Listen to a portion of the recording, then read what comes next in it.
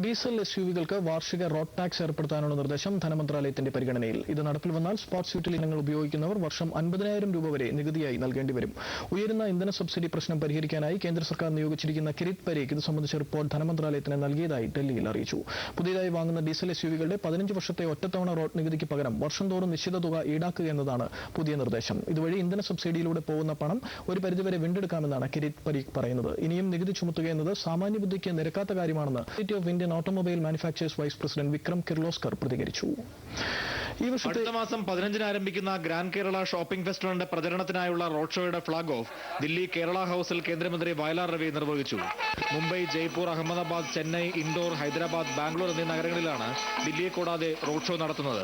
കേരളത്തിലെ ടൂറിസം സീസണിൽ നടക്കുന്ന ഈ ഫെസ്റ്റിവലിനെ കുറിച്ച് മറുനാട്ടുകാരെ ബോധ്യപ്പെടുത്താനാണ് റോഡ് എത്തിച്ചിരിക്കുന്നത്.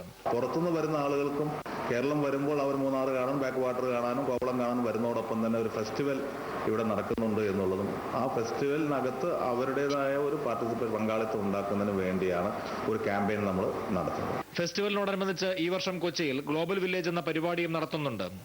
ഇതിൽ വിദേശ രാജ്യങ്ങളുടെയും വിവിധ സംസ്ഥാനങ്ങളുടെയും പ്രതിനിധികൾ പങ്കെടുക്കും. ഫ്ളാഗ് ഓഫ് ചടങ്ങിൽ കേന്ദ്രമന്ത്രിമാരും പങ്കെടുത്തു.